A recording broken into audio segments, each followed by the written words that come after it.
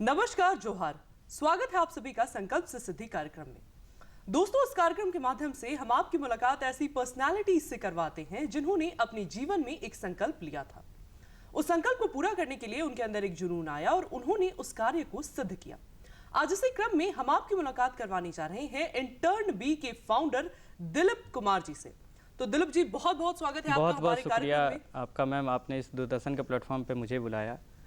दिलीप जी, सबसे पहले तो हम जानना चाहेंगे कि इंटर्न बी का क्या कंसेप्ट है और ये किस प्रकार से लोगों को सर्व कर पा रहा है। इंटर्न बी मैम एक वन स्टॉप कॉम्प्रहेंसिव पोर्टल है जहाँ पे स्किल डेवलपमेंट प्रोग्राम के कोर्सेज कराए जाते हैं, जो इंडस्ट्रियल और एम्प्लॉयमेंट के बीच का जो स्किल का लैकनेस है उसको फुलफिल करती हैं। और जैसे कि कंपनी के बेसिकली कंपनी का रिक्वायरमेंट होता है कि हमें एक स्किल वर्कर की या एम्प्लॉय की ज़रूरत है, और वो स्किल हमारे जो कोर्सेज़ के बच्चे थियोरेटिकल वे में तो अच्छे नॉलेजेबल हो जाते हैं, लेकिन स्किल नहीं हो जाने की वजह से वो बच्चे कहीं ना कहीं मार्केट या जो डिमांड है कंपनी की वो उसमें लैक हो जाते हैं। फिर इंटर्न बी नाम काफी यूनिक है, काफी यूनिक है इंटर्न बी नाम। तो ये नाम आपने क्या सोच कर रखा, क्या कंसेप्ट रहा इस नाम के पीछे का? मैम, इंटर्न बी का बेसिकली नाम होने का सबसे बड़ी वजह थी कि इंटर्न बी बोलने में प्रोनाउंसिएशन करने में बहुत शॉर्ट है, और इंटर्नशिप से रिलेटेड वर्ड है इंटर्न। और बी का कॉन्सेप्ट ये है कि एक शेयर मार्केट्स में एक वर्ड का यूज किया जाता है बी, और उसी वर्ड से मैंने कनेक्टेड करके इंटर्न बी का नाम रखा है। मतलब जो बीस का छत्ता होता है, जी मैम, तो उसी तरह से इंटर्न्स का एक जमावड़े को आपने इंटर्न बी का नाम दिया। जी मैम, जी। दिलीप जी, हम जानना चाहेंगे कि इसकी शुरुआत कहाँ से हुई, कैसे आपने प्रॉब्लम आइडेंटिफिकेशन किया, कब आपको महसूस हुआ कि ऐसा कोई गैप प्रिवलेंट है जिसको फिल करने के लिए आप अपने स्टार्टअप को लाना चाहते हैं? मैम, ये मैं अपने कॉलेज के दिनों से, जब मैं इंजीनियरिंग कर रहा था, कॉलेज के दिनों में इंटर्नशिप करना कंपलसरी हो जाता है इंजीनियरिंग स्टूडेंट्स को। वो उसी दौरान से मुझे भी इस कॉलेज के हर सेमेस्टर्स में या कब, किस ये मैम हर सेमेस्टर में ओवरऑल 3rd, 5th से 7th सेमेस्टर में है इंटर्नशिप करना कंपलसरी है। वो इस चीज़ को प्रॉब्लम हर बच्चे फेस करते हैं कि इंटर्नशिप कहाँ से करें। तो ये मैंने भी फेस किया था, मुझे भी रियलाइज़ हुआ और मुझे पता चला कि कहाँ से करूँ। इस प्रॉब्लम को मैंने आइडेंटिफाई किया। मुझे लगा कि मैं अपने स्तर पे शायद इससे और अच्छा कर सकता हूँ, या कोई प्लेटफॉर्म है कि नहीं। कुछ प्लेटफॉर्म के बारे में पता चले, जो लोकल स्तर पे काम कर रही थी। उसके बाद मैंने पता कि पैन इंडिया पे कोई है जो काम कर रही है कि नहीं कर रही है, तो कुछ पता चला। तो फिर मुझे लगा कि उनसे हम कैसे यूनिक बन सकते हैं, उनसे कैसे अच्छा डेवलप कर सकते हैं, हमारे कोर्सेज कैसे कर सकते हैं, हम कैसे इंडस्ट्रियल जो रिक्वायरमेंट उसको फुलफिल कर सकते हैं। तो ये इंटर्न बी का कॉन्सेप्ट था, इसी पे मैम काम कर रहे हैं। जनरली आमतौर पर अगर हम देखें तो जो इंडस्ट्रीज होते हैं वो फ्रेशर्स को या इंटर्न्स को लेना नहीं चाहते अपने कामों को करने के लिए। तो जहां एक तरफ इंडस्ट्रीज, कंपनीज इन फ्रेशर्स को लेना नहीं चाहते, वहीं दूसरी तरफ आप इन फ्रेशर्स को उन इंडस्ट्रीज या कंपनीज से कनेक्ट करते हैं। इस गैप को आप ब्रिज किस प्रकार से करते हैं? मैम, कोई भी कंपनी हायर करना नहीं चाहती है फ्रेशर को, ये सच है। क्योंकि मैम वो चाहती है, कोई भी कंपनी चाहती है कि हमें एक ट्रेंड वर्कर मिले, ट्रेंड एम्प्लॉय मिले। ये और क्योंकि मैम इस सिनेरियो देखा जाता है कि जब कंपनी किसी भी एम्प्लॉय पे स्पेंड करती है, अपना ट्रेनिंग शॉप देती है, ट्रेनिंग प्रोग्राम करती है, उनको वर्क शॉप देती हैं, तो वो कुछ over a period of time वो और भी अपने बेहतर फ्यूचर के लिए दूसरे प्लेटफॉर्म पर चले जाते हैं। तो इनसे कंपनी का लॉस होता है। तो कंपनी हमेशा चाहती है कि हमारे पास एक ट्रेंड एम्प्लॉय आए। तो इसी चीज़ को, स्किल को मैम हम लोगों ने एक मार्केट को पकड़ा कि क्यों ना हम एक ऐसा प्लेटफॉर्म क्रिएट करें जहाँ पे उनको हम खुद ट्रेन करें, उनको जो स्किल कंपनी को ज़रूरत है उस स्किल को हम फुलफ़िल करें। और वो हमारे पास जो इंडस्ट्रियल जो एक्सपीरियंसेस ट्रेनी हैं, मेंटर्स हैं, जो मोर देन 20 ईयर्स, 12 ईयर्स या 15 ईयर्स काम कर रहे हैं, जो ऑलरेडी काम कर रहे हैं कंपनीज एंड इंडस्ट्रीज, जिस कंपनी और इंडस्ट्री में हाँ वो काम कर रहे हैं, उन्हीं को हमने लोगों ने एक एज ए मेंटर हायर किया है। वो अभी हमारे जो स्टूडेंट इनरोलमेंट करते हैं उनको ट्रेन करते हैं। दिलीप जी, कंपनी की जो बढ़ती रिक्वायरमेंट्स है, उन बढ़ती रिक्वायरमेंट्स का आप मार्केट में एनालिसिस किस प्रकार से करते हैं और उन बढ़ती रिक्वायरमेंट्स को आप किस प्रकार से मीट करते हैं? मैम, ये जो कंपनी की रिक्वायरमेंट है, हम लोग मार्केट में, हमारे पास एक विंग है, रिसर्च एंड डेवलपमेंट विंग्स। वो इस तरह का कोई प्रोग्राम चलाती है। कंपनी का बहुत सारा प्रोग्राम चलता है, वर्कशॉप चलता रहता है, वेबिनार ये हो गया, सेमिनार्स, अटेंड होते हैं बहुत सारे, या इंडस्ट्रियल या स्किल डेवलपमेंट प्रोग्राम होते हैं, वहाँ पे हम लोग खुद जाते हैं और हम लोग पता लगाते हैं कि मार्केट में एक्चुअली में अभी चल क्या रहा है, मार्केट का कैसा डिमांड है, किस तरह के स्किल चाहिए जो एम्प्लॉयमेंट में जनरेशन या डेवलप कर सकते हैं एम्प्लॉय के लिए। तो वो हम लोग वहाँ से मैम उस स्किल को नोट डाउन करने के बाद हमारे रिसर्च एंड डेवलपमेंट विंग्स करती है, उसके बाद फर्दर उस पर हमारे कोर्सेज़ को रिशेड्यूल या शेड्यूल किया जाता है कि इस तरह का से एक कोर्स को मॉड्यूल किया जाए। इंटर्नशिप स्टूडेंट पार्टनर ISP आपने हर कॉलेज में एक रख रखा है अपने स्टार्टअप की ओर से, तो ये इंटर्नशिप स्टूडेंट पार्टनर का क्या रोल और सिग्निफिकेंस होता है और ये किस तरीके से फंक्शन करते हैं आपके स्टार्टअप के लिए? ये ma'am internship student partner basically हर कॉलेज का एक ब्रांड एम्बेसडर है। हमारे कंपनी का एक ब्रांड है एम्बेसडर है जो उस कॉलेज में कर रही है, ग्रास रूट लेवल पे काम करती है। जो कॉलेज में जो हमारी कंपनी एक्टिविटीज़ कराती है या किसी तरह का इनरोलमेंट बच्चे करते हैं, कोई प्रॉब्लम से फेस कर रहे हैं, टेक्निकल प्रॉब्लम फेस कर रहे हैं या किन्हीं को कोई इशू आ रही है, वो ग्राउंड लेवल पे ही उसे सॉल्व करने के बाद अगर वहाँ से वो सॉल्व नहीं होते, वहाँ से रेगुलर फीडबैक लेते हैं वो, और वो फीडबैक को लेने के बाद हमारे कंपनी को भेजते हैं कि इस तरह का सिनेरियो चल रहा है और आप इसमें बेहतर अपने फीडबैक के अनुसार हम लोग उसको रिजॉल्व करते हैं। तो क्या ये जो आपके इंटर्न्स हैं, स्टूडेंट पार्टनर्स हैं जो आपने हर कॉलेज में रख रखा है, तो क्या इनको आप कुछ पे भी करते हैं इंटर्न्स को इंटर्नशिप्स के माध्यम से, स्टाइपेंड या कोई भी चार्जेस? यस मैम, अब हम लोग इन्हें रिवॉर्ड देते हैं अपने इनके वर्क के आधार पे, और स्टाइपेंड के तौर पे भी कुछ हम लोग फंडिंग देते हैं इनको, इनके अपने एकेडमिक के ड्यूरेशन में जो इनको चाहिए वो सभी प्रोवाइड हम लोग करते हैं।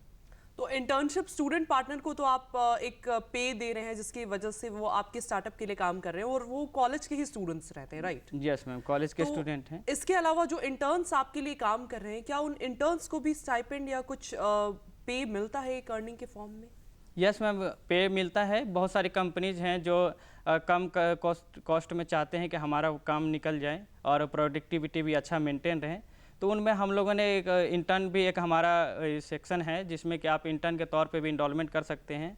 इवन इसके बाद हम लोगों ने AICTE के जो गवर्नमेंट के ऑफिशियल वेबसाइट है उस पर भी आप हमारे वेबसाइट के थ्रू जाके वहाँ से इंटर्नशिप आप ले सकते हैं, पेड इंटर्नशिप।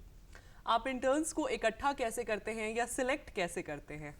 इंटर्न्स को इकट्ठा करने का सबसे बड़ी वजह है जो मैम कॉलेज के लेवल पे हम लोग इकट्ठा करते हैं, एक्टिविटीज़ कराते हैं कॉलेज में, किस तरह की एक्टिविटीज? क्यूज कराते हैं, किसी सेमिनार करते हैं या किसी तरह का टॉपिक रखते हैं जो अरेंज करते हैं कॉलेज में।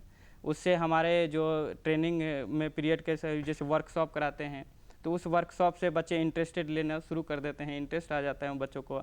लाइव वर्कशॉप देते हैं हम लोग, जैसे मोटर व्हीकल्स का हो गया, मोटरसाइकिल कैसे बनाते हैं, इंजन कैसे प्रॉपर वे में काम करता है, तो वो लाइव वर्कशॉप से बच्चे इंटरेक्शन ज़्यादा इंटरेक्ट कर पाते हैं और इस वजह से एक रुचि हो जाने की वजह से बच्चे वहाँ से हमारे पास इनरोलमेंट करते हैं। तो ये आप मतलब ग्रेजुएशन या इंजीनियरिंग फर्स्ट ईयर ऑनवर्ड से स्टार्ट करते हैं या फिर लेटर के ईयर्स जो अपीयरिंग ईयर्स होते हैं उनसे स्टार्ट करते हैं? नहीं मैम, ये फर्स्ट ईयर से ही स्टार्ट कर देते हैं, 4th ईयर तक ये चलता है। आफ्टर ग्रेजुएशन भी कंप्लीट स्टूडेंट हमारे पास आते हैं जो स्किल अपना डेवलप करना चाहते हैं, मार्केट सिनेरियो के आधार पे वो आते हैं। मतलब फर्स्ट ईयर ऑनवर्ड से ही आप बच्चों को ट्रेन करने लगते हैं जिससे बच्चों की रुचि बढ़ती है और जब तक वो 4th ईयर में पहुंचे तब तक एक ट्रस्ट भी उनका आपके प्रति बिल्ड हो जाता होगा। ये हमारा एक ये बिजनेस एक्टिविटीज़ है जिसमें हम लोग इंटरेस्ट पैदा कर देते हैं बच्चों के अंदर। वो इंटरेस्ट ही बच्चों को हमारे वेबसाइट्स पे या हमारा जो ईटेक कंपनी है उस पर लाने पे मजबूर कर देता है। दिलीप जी, कॉलेजेस के साथ आपका टाई अप किस प्रकार से हो पाता है? कैसे आप गवर्नमेंट और प्राइवेट एजुकेशनल इंस्टीट्यूशंस को अपने कंसेप्ट को लेकर एक बिलीफ दिला पाते हैं? मैम बेसिकली हम लोग ऑफिशियली हम लोग मेल करते हैं कॉलेज को कि हम लोग आपके कॉलेज में इंटर्नशिप देना चाहते हैं, हमारा रुचि है कि आपके कॉलेज में इंटर्नशिप हमारे पोर्टल के थ्रू हो। उसके बाद हम वहाँ के HOD हो गए या ट्रेनिंग एंड प्लेसमेंट जो ऑफिसर हैं, उसके बाद प्रिंसिपल्स मैम हो गए या प्रिंसिपल सर्स हो गए, वहाँ पे हम लोग देते हैं। उसके बाद वर्कशॉप हो गया, 1 डे एक्टिविटीज़ कराते हैं, सेमिनार कराते हैं, वेबिनार कराते हैं। उसके बाद बच्चों का वहाँ पे कॉलेज को मेमोरेंडम ऑफ अंडरस्टैंडिंग साइन कराने के बाद वहाँ पे मैम इस तरह से हम लोग लाते हैं अपने प्लेटफॉर्म। मार्केट में और भी सारी कंपनीज हैं और भी सारे ऑर्गेनाइजेशंस हैं जो सिमिलर काम कर रहे हो, तो उन सभी से आप अलग या यूनिक कैसे हो पा रहे हैं? मैम मार्केट में बहुत सारे दो तरह के हैं, एक लोकल स्तर पे काम करती हैं, लोकल ग्राउंड लेवल पे करते हैं, लेकिन उनका रीचमेंट पैन या स्टेट में या पैन इंडिया पे नहीं हो पाता, एक खास स्पेसिफिक एरिया को ही टारगेट करते हैं। हमारा पोर्टल ई टेक होने की वजह से हमने पूरे पैन इंडिया पे टारगेट ऑडियंस बना के रखे हुए हैं, और उसके बाद मैम फर्दर इसको और भी इन्हेंस हम लोग कर रहे हैं। कॉलेजेस में अपने इंटर्नशिप कल्चर का जो भी प्रमोशन है और अवेयरनेस है उसकी कंटिन्यूटी बनाए रखना, ये आप किस प्रकार से इंश्योर कर पाते हैं? मैम ये कंटिन्यूटी का, जैसा मैंने आपको पहले बताया था, हम लोगों ने हर कॉलेज में एक brand ambassador internship student partner रखा है। वो कॉलेज के सारे एक्टिविटीज़ को, सारे कॉलेज, हर कॉलेज में आईएसपी हैं, वो अपने एक्टिविटीज़ हमारे कॉलेज जो कंपनी है, कंपनी का एक्टिविटीज़ को इंश्योर करते हैं। मैम इफेक्टिव फीडबैक लेने के लिए आप किस प्रकार से इफेक्टिव फीडबैक इंश्योर करते हैं कि आपका इफेक्टिव फीडबैक का जो लिंक है वो टूटे ना और वो बरकरार रहे? मैम इफेक्टिव हम लोग रेगुलर बेसिस पे प्रोफेसर से हमारे टच में बहुत सारे प्रोफेसर्स हैं, जैसे प्रोफेसर सुमन कुमार हुए हैं, प्रोफेसर अरविंद कुमार हुए हैं, और प्रोफेसर राम सर हुए हैं। रेगुलर बेसिस पे प्रोफेसर से हम लोग प्रॉपर गाइडेंस लेते रहते हैं। और IIT Patna pre incubated centre हम लोग प्री इंक्यूबेट करती है, CMPT Chandragupta institute of management Patna है, जो रेगुलर बेसिस में हम लोग को मेंटर्स गाइडेंस देती रहती हैं।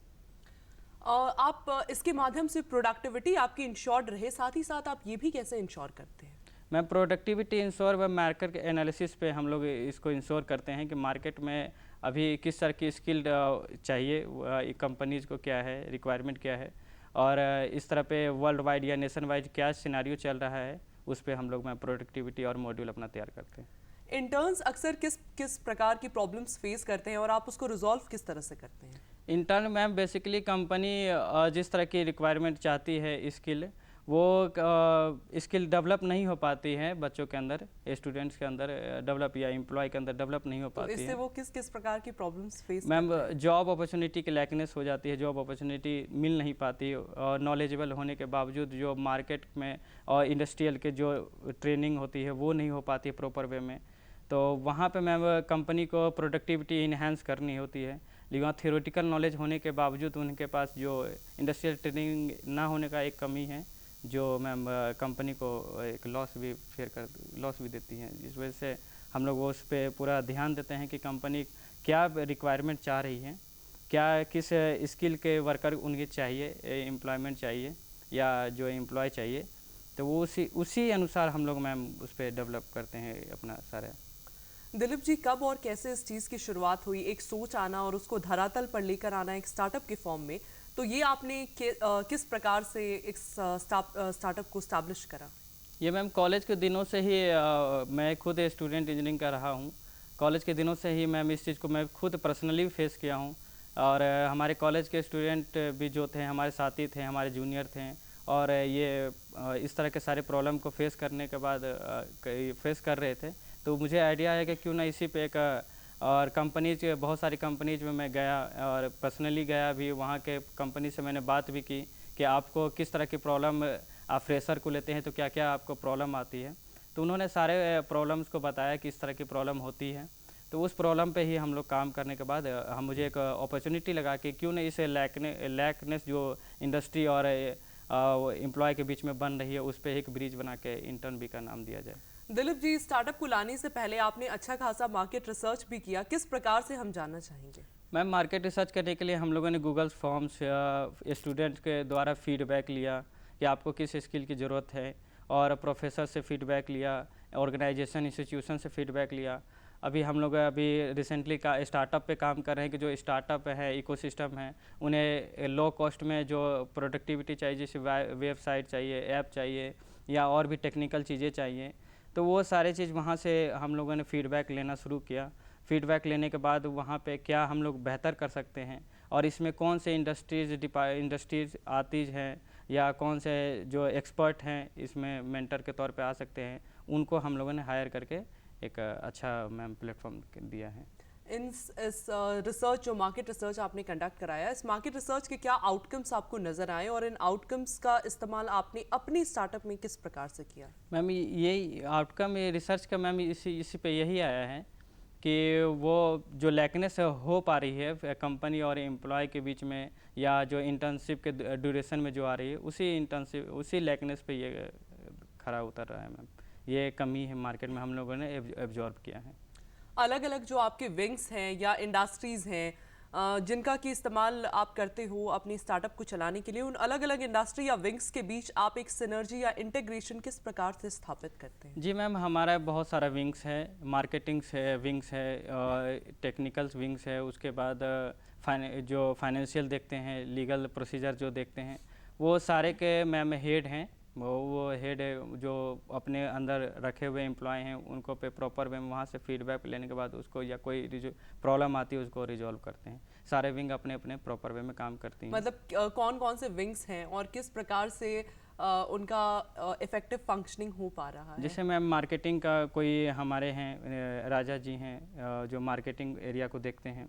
मैं टेक्निकल एरिया को मैं देखता हूँ।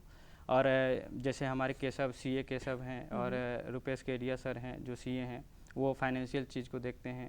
उसके बाद लॉयर में हमारे पास हैं वैद्यनाथ सारंग जी हैं, जो लॉयर हैं, और वो जो कानूनी तौर पे जो कार्रवाई होती है वो देखते हैं। ओके।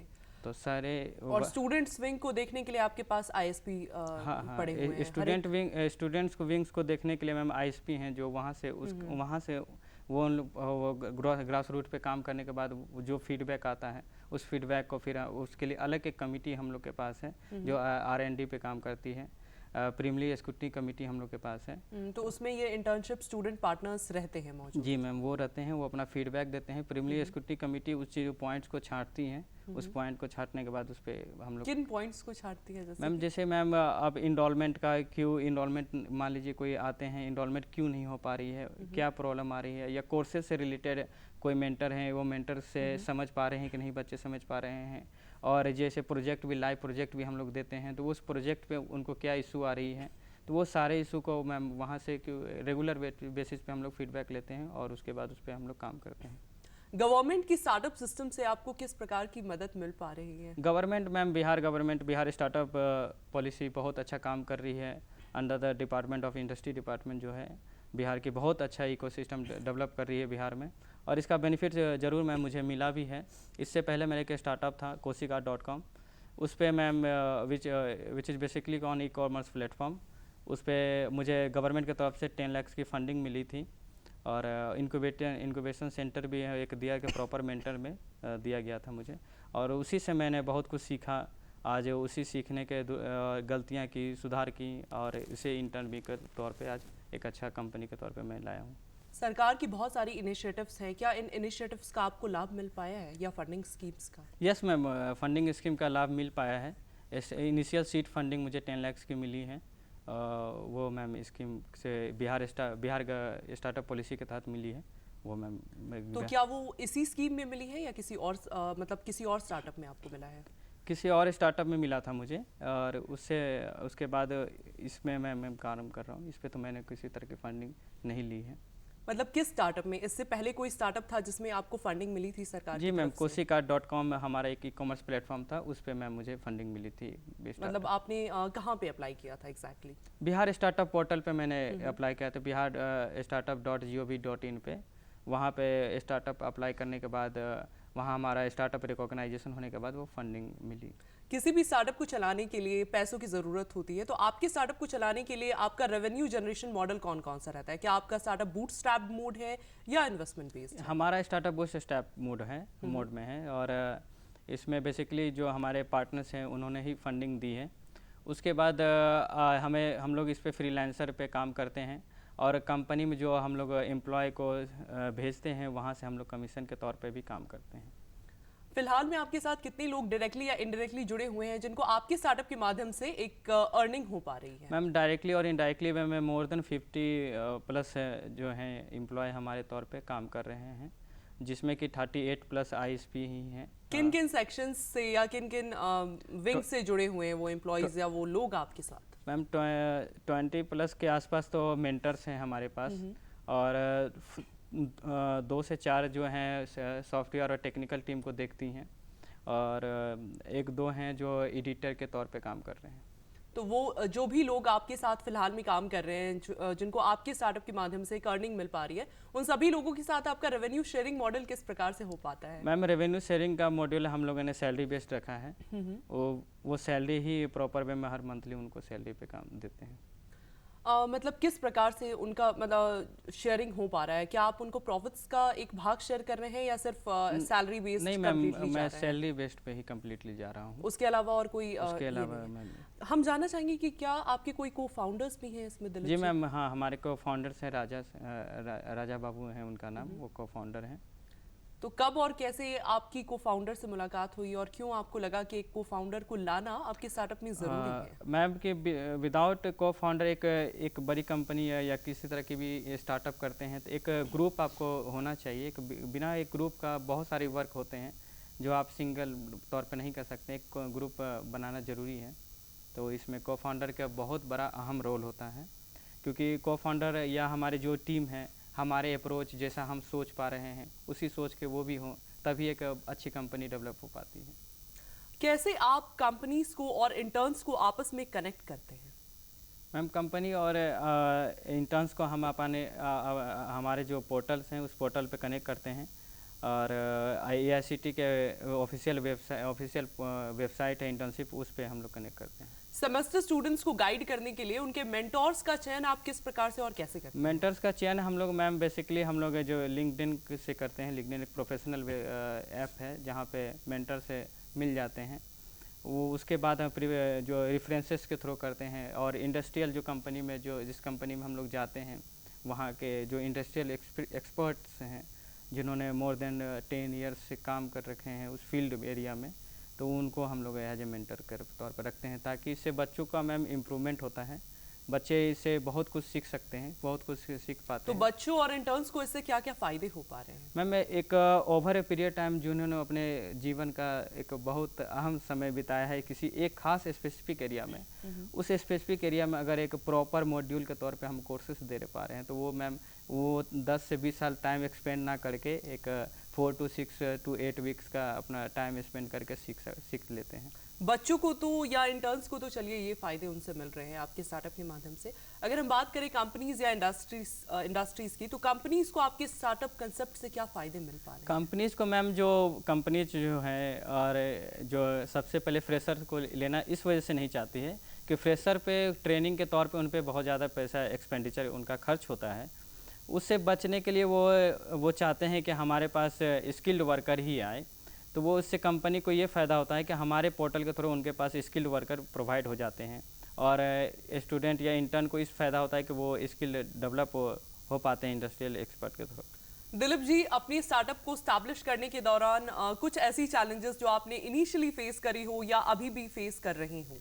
मैम चैलेंजेस तो पर डे आते हैं, बिना चैलेंजेस के स्टार्टअप ग्रो कर ही नहीं सकता है, और हर तरह के चैलेंजेज आ रहे हैं। जैसे कि किसी को कन्विंस करना सबसे बड़ा टास्क हो जाता है हमारे लिए। किसी भी कॉलेजेस में जाते हैं तो एक प्राइवेट कंपनी का नाम सुनते वो सबसे पहले ही पीछे हटते हैं कि हम किसी तरह प्राइवेट कंपनी को अपने कॉलेज में ना आने दें। या बहुत सारे लीगल टर्म्स होते हैं, जैसे बहुत कॉलेजेज हैं, बहुत सारे जो कंपनीज हैं जो AICTE के मापदंड पे खड़े नहीं उतरते हैं, तो वो सब कंपनी ने इमेज थोड़ा ख़राब कर दिया था इस वजह से। लेकिन हम लोग उसको और इन्हेंस करके हर तरीके के रूल्स एंड रेगुलेशन को फॉलो करते हुए आप कंपनी और बहुत सारे जो कॉलेजेज हैं हम पे ट्रस्ट बिल्ड कर पा रहे हैं। तो इस चीज़ को आपने टैकल कैसे किया कि प्राइवेट कंपनीज के आते ही कॉलेजेस उनको मतलब एंटर नहीं करने देना चाहते थे? इन सभी चीज़ों को आपने किस प्रकार से टैकल किया या ओवरकम किया? मैम हम लोगों ने लगातार अप्रोच किया। सबसे बेस्ट वे है, अगर बिजनेस करना हो, आपको स्टार्टअप करना हो, तो आप गिव अप नहीं कर सकते हैं। तो हम लोगों ने लगातार अप्रोच किया। अच्छा, एक बार नहीं, 2 बार नहीं, 3 बार नहीं, लेकिन एक टाइम में उन्होंने हमारी बात सुनी, उन्हें ये हमारा कोर्सेस मॉड्यूल अच्छा लगा। उसके बाद फर्दर हमारा जो कंपनी का जो ग्रोथ है बढ़ता चला गया। आप बच्चों के बीच अवेयरनेस के लिए वर्कशॉप्स का प्रयोग करते हैं या आप किस प्रकार से करते हैं, हम जानना चाहेंगे। जैसे मैकेनिकल और इसके क्या फ़ायदे आपको नज़र आते हैं? मैम जैसे वर्कशॉप हम लोग रखते हैं मैकेनिकल ब्रांच में, जैसे कि इंजन पढ़ना हो तो वो थ्योरेटिकल वे में तो इंजन पढ़ लेते हैं कि पिस्टन कैसे काम करता है, फ्यूल इंजेक्टर, फ्यूल पंप किस तरह काम करती हैं, लेकिन एक लाइव प्रोजेक्ट पे वो काम नहीं कर पाते हैं या कभी देखे नहीं होते हैं। तो वो हम लोग वर्कशॉप के थ्रू लाइव दिखाते हैं कि किस तरह पिस्टन वर्क करती है, पूरा इंजन को, हर एक एप्लीकेशन को दिखाते हैं कि हर एक पार्ट्स का क्या रोल है। तो उससे इंटरेक्शन बच्चों का बहुत ज़्यादा रुचि बढ़ जाती है इंजीनियरिंग के पर्सपेक्टिव में। टारगेट ऑडियंस या टारगेट क्लाइंट्स कौन कौन से रहते हैं जिनके ऊपर मुख्य रूप से आपका फोकस है? मैम, हमारा टारगेट ऑडियंस टेक्निकल बैकग्राउंड के स्टूडेंट हैं, जिनमें कि इंजीनियरिंग स्टूडेंट्स और पॉलिटेक्निक के स्टूडेंट्स आते हैं, वो हमारा टारगेट ऑडियंस है। अगले 5 से 10 सालों में आप अपने स्टार्टअप को कहाँ खड़ा देख रहे हैं, किस लेवल पे सर्व करते हुए देख पा रहे हैं? आगे का आपका नेक्स्ट वे फॉरवर्ड विजन क्या है स्टार्टअप को लेकर? अगले 5 सालों में हम लोग चाहते हैं कि एटलीस्ट नॉर्थ रीजन में जो हिंदी भाषी क्षेत्र है, वहाँ पे हमारा एक बड़ा कंपनी के तौर पे हमारा इंटर्न भी आए, और हमारा कम से कम एटलीस्ट रेवेन्यू जनरेशन की बात हो तो 100 करोड़ प्लस जाए। कोई भी न्यू स्टार्टअप के लिए आप संदेश देना चाहेंगे संक्षेप में? न्यू स्टार्टअप के लिए सबसे अच्छा संदेश मैं ये देना चाहूँगा कि आप आइडिया पे सोचे नहीं ज़्यादा, और इम्प्लीमेंटेशन पे दें। एजुकेशन बहुत इंपॉर्टेंस रखता है।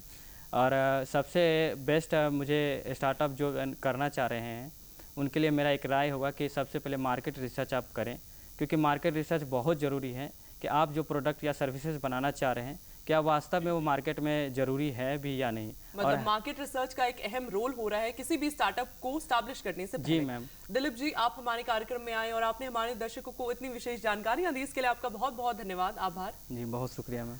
अगले कार्यक्रम में आपसे फिर मुलाकात होगी ऐसे ही किसी नए व्यक्तित्व के साथ। तब तक के लिए हमें और हमारी पूरी टीम को दीजिए इजाजत। नमस्कार, जोहार।